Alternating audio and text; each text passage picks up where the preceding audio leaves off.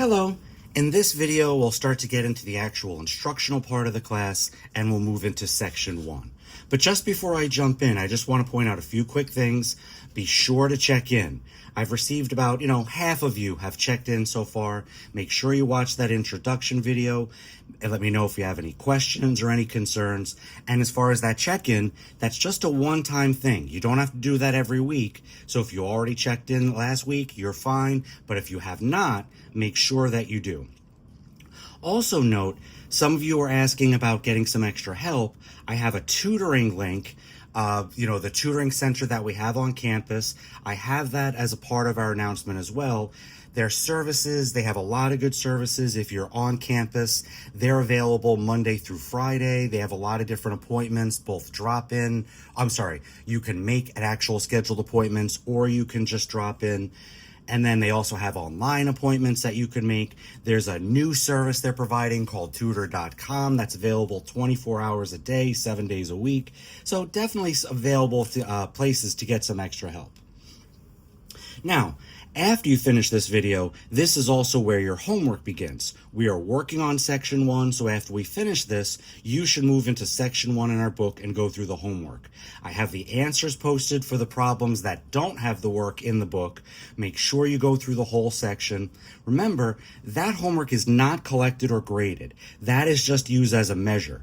The week after, we'll get into our take-home assignments. Those will be the ones that'll be collected, and I'll give you a few extra notes.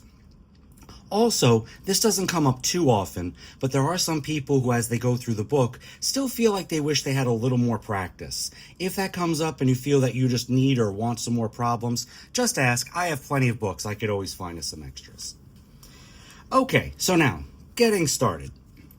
The first section in our book is entitled Linear and Absolute Value Equations. But our book kind of just jumps right in here, and we do have to start someplace, but I actually want to take an extra step backwards. Before we jump into the equations, I want us to start with a few basics just to make sure we're all on the same page. So the first thing I want to ask, what is a variable? We use variables a lot in algebra. What are we referring to? What are we talking about? And for a lot of students, the idea, a variable is X, or is A, or capital A. And yes, they all can be used as variables. Technically, we want to keep going. We could use a question mark. We could use a smiley face. We could use any symbol. That's the key. A variable is just a symbol that is being used in place of another number. So that moves us right into our first big topic. Well then, okay, what is an equation?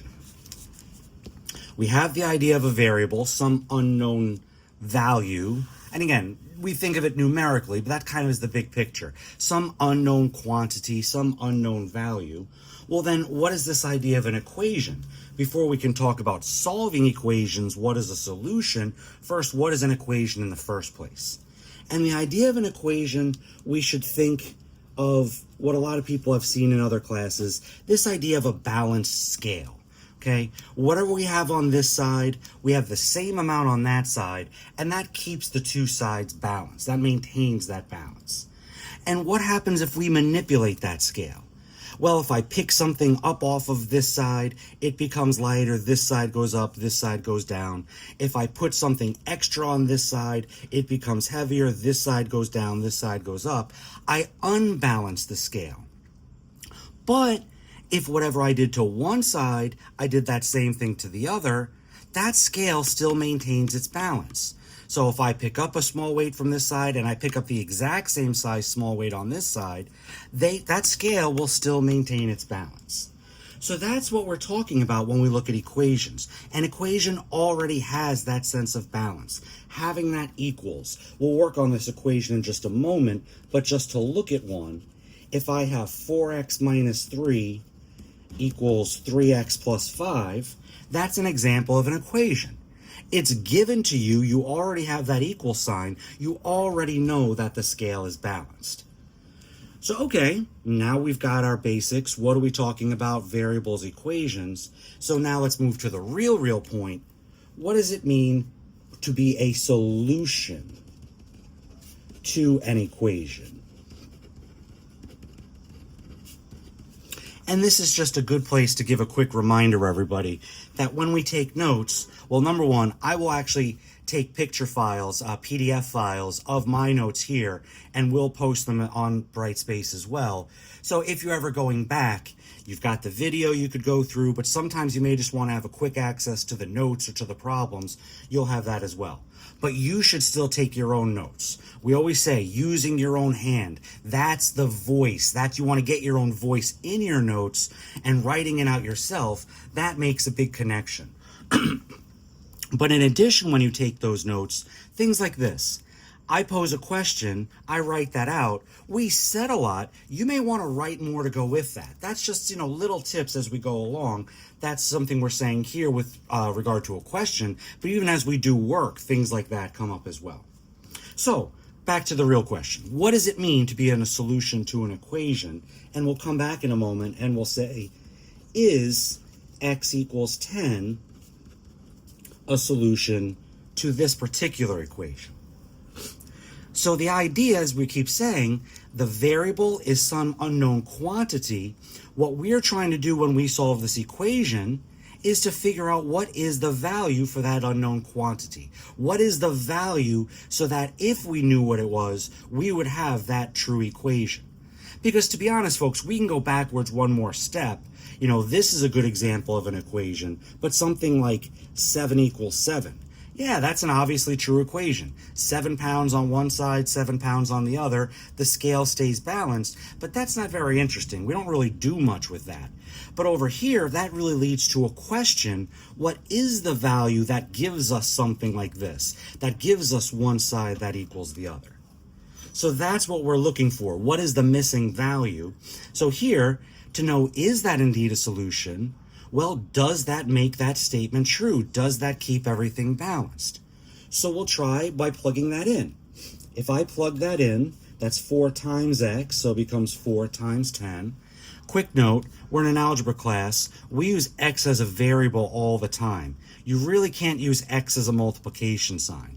You could sometimes use the dot, but the parentheses is going to be a much better overall habit. So 4 times 10 minus 3. We don't know if this is a solution, so right now we don't know if this is a true equality. And on the other side, same thing, plugging in that 10 for x, 3 times 10 plus 5. We'll do some arithmetic on both sides and see if we get a true statement, a true equality. This is where I should just give you a quick reminder just about PEMDAS, making sure when we have multiple operations, we're going through the correct order, parentheses, exponents, multiplication, division, addition, subtraction. Just, of course, reminders here. It's not multiplication, then division. These go together. This is just left to right. Same thing, it's not addition, then subtraction. This just goes left to right. So back to our problem. I'd start over here with the multiplication. When we say parentheses in PEMDAS, we mean internal parentheses. That's where, again, understanding this parentheses inside the work is done. We're just using it as a form of multiplication. So no real parentheses, no exponents. We're seeing some multiplication. Over here, 4 times 10 is 40. The minus 3 comes down. On this side, 3 times 10, 30.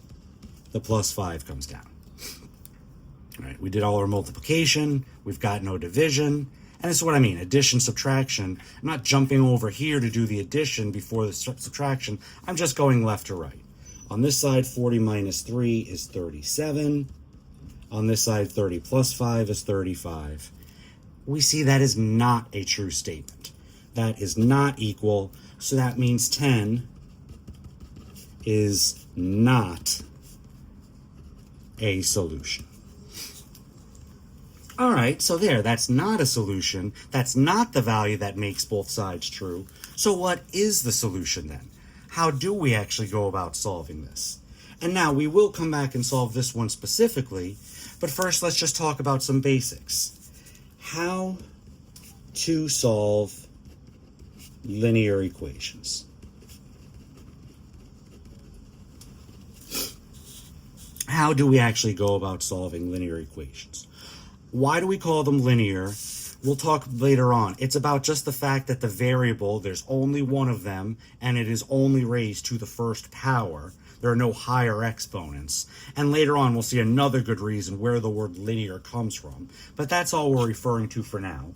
How to solve linear equations. The idea is just about isolating the variable. And the key to actually doing that is all about using inverse operations. We want to work and get closer and closer to that variable until we have it isolated by itself on one side. So let's do a few. And again, the book really, this is where I wanted to make sure we get a good little extra bit of background. I hope if you understood all this already, that's great. Thank you for your patience. Now we're really starting to pick things up a bit. But just to note still, the book kind of jumps in to stuff like this. I still want to just take one more little baby step to make sure we're still all together on the same page. But generically, for the next bunch of problems, we are going to solve the equation. Making sure we always understand and are following our directions. We're not just looking at a problem and just trying to guess what needs to be done. We know based off of what the directions are asking us. So here, solve the equation. I have x minus 6 equals 3.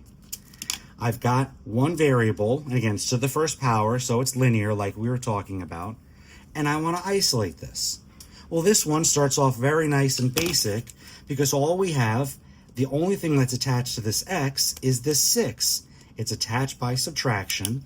The inverse of subtraction is addition.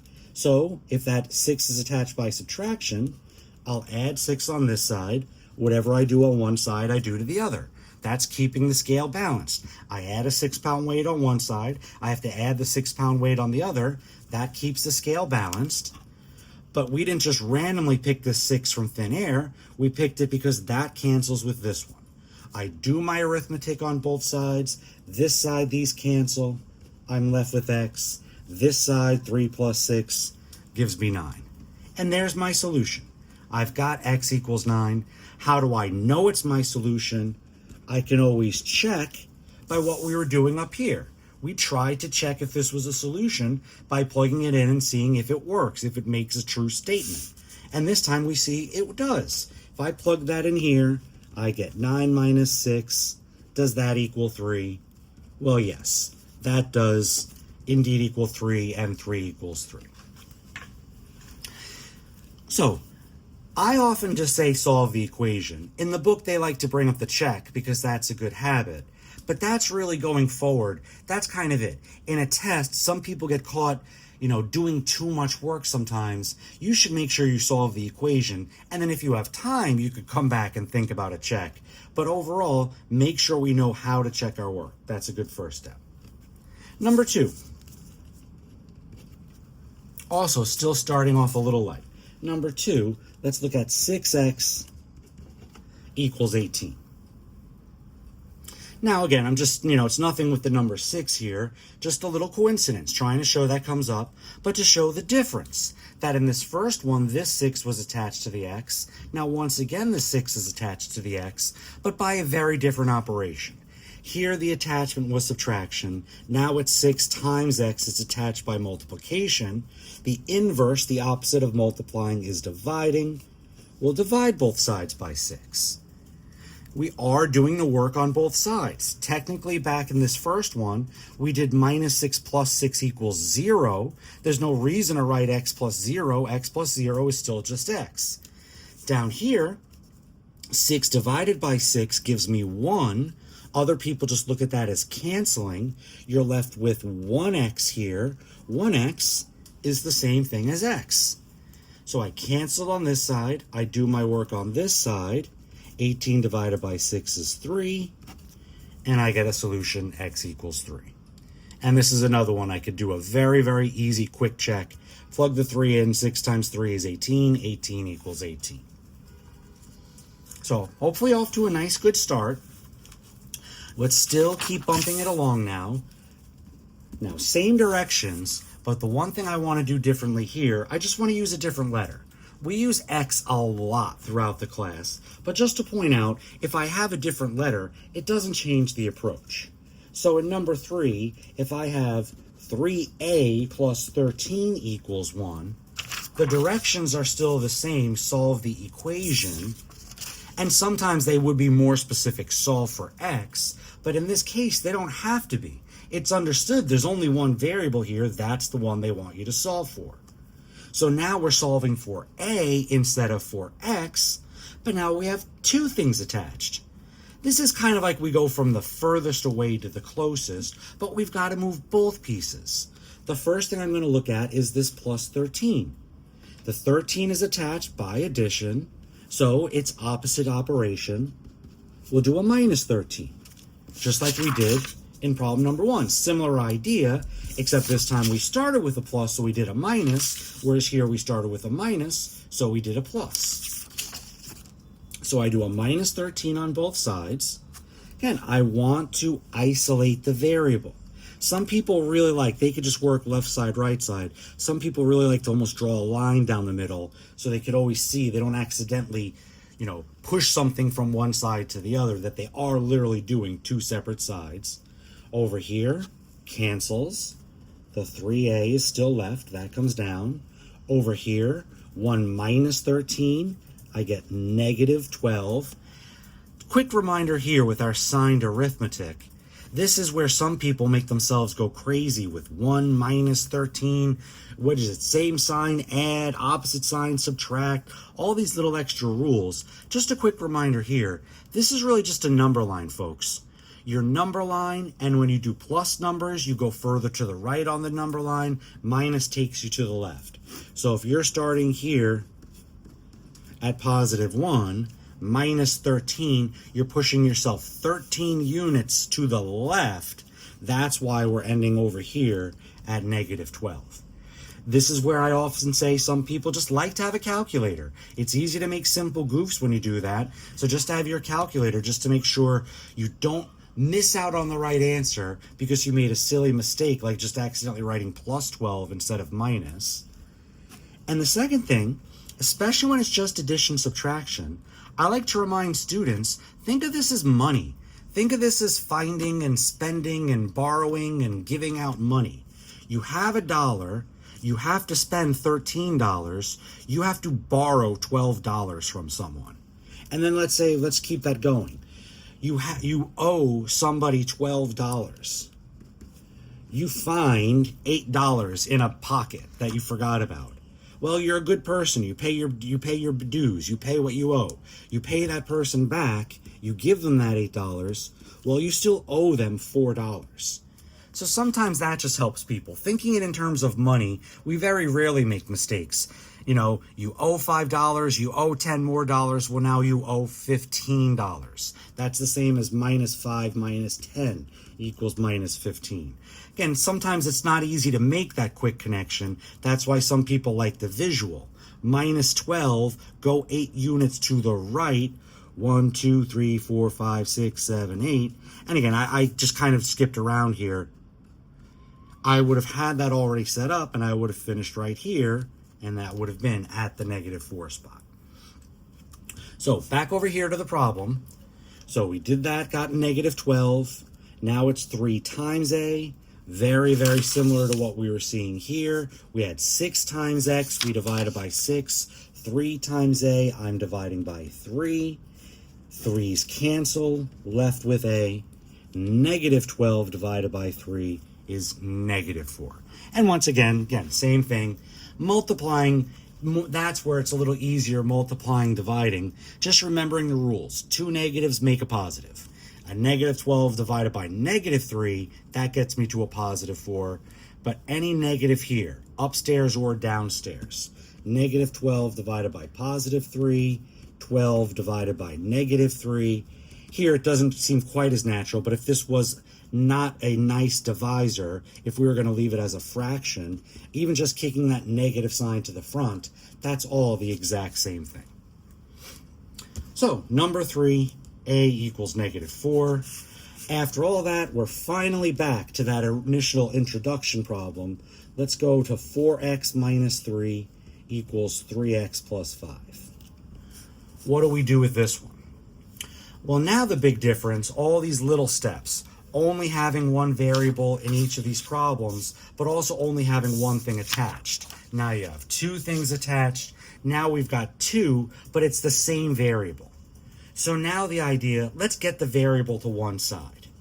For this first problem, I'm going to move the variables to the left. This is for some people just a very simple repetitive formula they follow. Variable to the left, number to the right. It's like such just a habit that they get into and they always repeat. Others, they do any situation. Sometimes they see the advantage to putting the variable on the right side versus the left.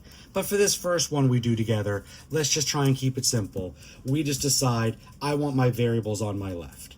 So how do I move this positive 3x to this side? I'll use a minus 3x. And whatever I do on one side, I do to the other. Over here, now come back up here. Notice I'm not just marking this minus 13 on both sides. I'm trying to line it up with its like term. I'm trying to make sure I line it up with the term it actually works with, that it actually combines with. So same thing over here. That's why I mentioned some people like the line down the middle. I could put that minus 3x anywhere on both sides, but I'm intentionally lining it up here because these are the like terms that cancel. Over here, this is where I do some arithmetic and I finish with 1x. The minus 3 is still here, comes down. On this side, the plus 5 is still here and comes down. So now I have 1x. Some people can't stand that I would leave it as a 1x, like just make it an x. That's fine. That is exactly the same thing, and I think that's what most people would think. So now we would just finish. How do I finish getting at that x? I've got to move that 3. I'll do a plus 3 on both sides. That cancels, left with x on this side. Over here, 8 on this side. X equals 8. Again, we haven't checked for a few problems. This was the one we tried 10. We saw it was not a solution. Let's try 8. 4 times 8 minus 3. Does that equal 3 times 8 plus 5? Well, again, PEMDAS over here, I've got 32. Minus 3 still there. Over here, I've got 24. Plus 5 still there. And now my addition subtraction. 29 on this side. 29 on that side. 8 is indeed our solution. Just coming back here for one moment, though, if you're a person who wrote 1x minus 3 equals 5, that's fine. You'd still add the 3 on both sides. You'd finish with 1x equals 8. And now technically, if you really, really need to see this division step, how do you get rid of the 1? You divide by 1, but notice you're really just being repetitive there. That's where we just really should understand that just having x equals is the same thing as 1x. So you're really done here, but just in case you didn't catch that, divide both sides by 1. Those cancel. Again, there is still technically a 1 out in front, but now for some people, that's how it looks the same as this one. It makes them feel a little better. 8 divided by 1 is still 8. We're still getting the same answer. Okay. One more like this, and honestly, folks, this is just getting our basics. We taught at some very earlier points, but this is kind of what we might consider a standard linear equation, where we've got just, again, some stuff on both sides and having that variable on both sides. So that comes up so often. Let's do one more like that. Let's look at number 5. Let's do minus 2x minus 10 equals 5x plus 4. You know, actually, while we're here, let's get another variable in here. We did an a before. Let's use a t this time. T is kind of a popular variable. Just a quick note, I don't make a print t. If I make a print t and then I make a plus sign, those look almost identical to me. Very hard to distinguish. So I just make a cursive t. So let's make this again, just t's. Minus 2t minus 10 equals 5t plus 4. So this is what I was talking about just a moment ago. Up here, we had the variable on both sides, and I kind of decided for us, let's put the variable on the left. But here, this is why some people, again, some people just prefer to have that as a rule. There's a 5t here, it's a positive 5t, let me do a minus 5t on both sides. But this is where some people, they just look ahead, just that little bit ahead, that if they do a minus 5t here, minus 2t minus 5t is going to be a minus 7t, they'd rather not have that negative. But if they did a plus 2t on both sides, move this t to this side, then they get a positive 7t.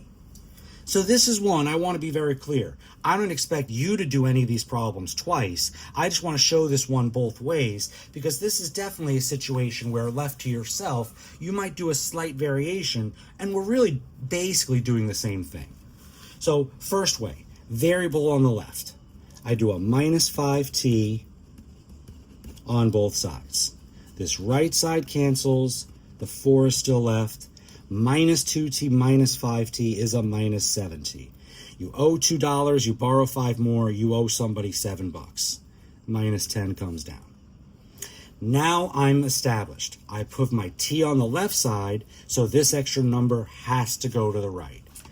Plus 10, plus 10. It was a minus 10 here, so I'm doing a plus 10 on both sides. Cancels here. Minus 7t comes down. Don't lose that negative. Over here, 4 plus 10 is 14. Finishing up, dividing both sides by negative 7. It's not just the 7 that's attached to the t, it's a negative 7 times t. That negative is a part of the number that has to be divided. If you only divided by positive 7, 7s would cancel, the negative sign would still be there. But here, now you could look at all things cancel, or you could look at those two negatives make a positive, and then the 7s cancel. But now we're just left with plain t, and then 14 divided by negative 7 is negative 2. Again, we'll do this one the other way in just a second, but two things. Number one, I just want to point out a little bit of work. Again, in your notes, a lot of you like to include stuff like this, but sometimes, especially if this is something you're not great at, you want to get your own voice. Again, why are we doing a minus 5t? Why does the plus 10 come next? Get those sentences in that we said. That'll help, writing it out will help you remember, and it'll also be there right there in your notes when you go to look at it later to remind you. That's one thing. Number two, some people, do I really need to put this stuff? That's what you're doing. Is it okay if I do this in my head?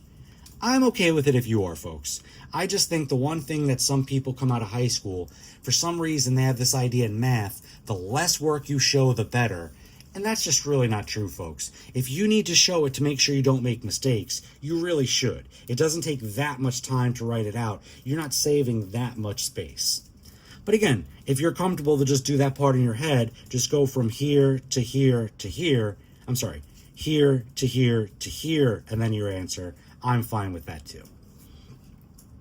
But back to the top. Looking at that other way. And I wanted to just check this one. Just do one more check. Now we have a negative solution. No big deal. Still plug it in the same way. Negative 2 times negative 2 minus 10. Does that equal 5 times negative 2 plus 4? And we still have to deal with our PEMDAS. I get a positive 4 over here, minus 2 times minus 2. Minus 10 still there.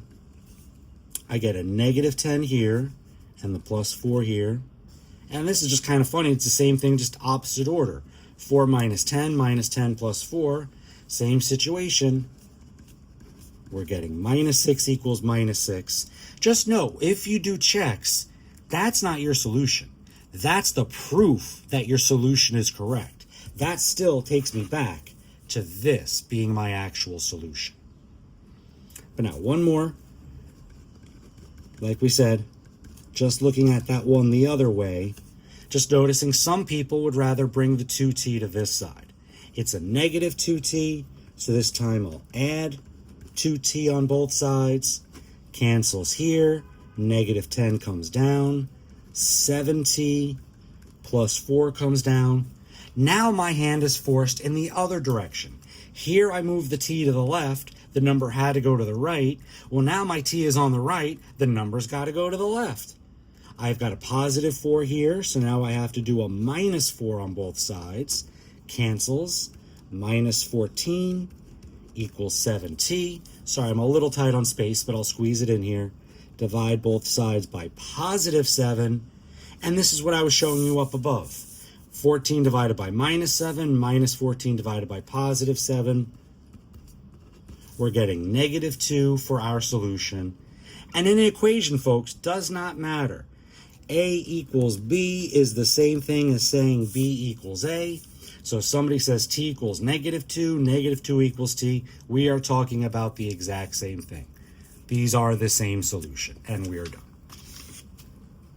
So this is where I'm going to take a quick break. That's about not quite the halfway point on section 1, but this is where if you want to maybe take a pause, maybe take a little break in your study, go back, do a couple of problems, but part 2 will move into the rest of the section.